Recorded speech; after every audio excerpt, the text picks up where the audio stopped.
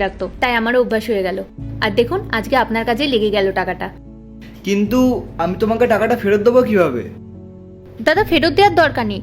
আর যদি তেমন কোনো প্রয়োজন হয়, আমি তো আপনার বাড়ি প্রায় যাই, তখন নিয়ে নেবো। ঠিক আছে, এরপরে যখন তুমি আমাদের বাড়িতে আসবে আমি তোমাকে টাকাটা ফেরত দিয়ে দেবো। ঠিক আছে,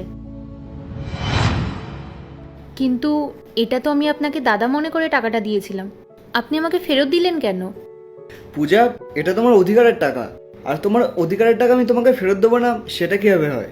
শোনো, আমি তোমাকে টাকাটা এই কারণে ফেরত দিয়েছি যাতে নেক্সট টাইম যখন তুমি অন্য কাউকে সাহায্য করবে তখন তোমার এটা ভেবে আফসোস না হয় যে টাকাটা সে ফেরত দিল না আর তোমাকে থ্যাংক ইউ বললো না। তাই আমি তোমাকে টাকাটা এই জন্যই ফেরত দিলাম যাতে তুমি পরবর্তীকালে অন্য একজনকে নির্দ্বিধায় সাহায্য করতে পারো। তুমি এত গরিব, তার সত্ত্বেও তুমি একজন ভালো মনের মানুষ, এটা অনেক বড় ব্যাপার। ঠিক আছে দাদা। আচ্ছা দাঁড়াও, তুমি এক কাজ করো, তুমি এই 500 টাকাটা রাখো। আরে, তুমি আবার কেন ওকে টাকাটা দিচ্ছ?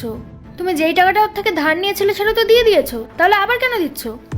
শ্রেয়া, আমি কেন ওকে টাকা দিচ্ছি তুমি একটু পরেই বুঝতে পারবে। প্লিজ আমাকে আমার কাজটা করতে দাও। পূজা, তুমি এই টাকাটা রাখো।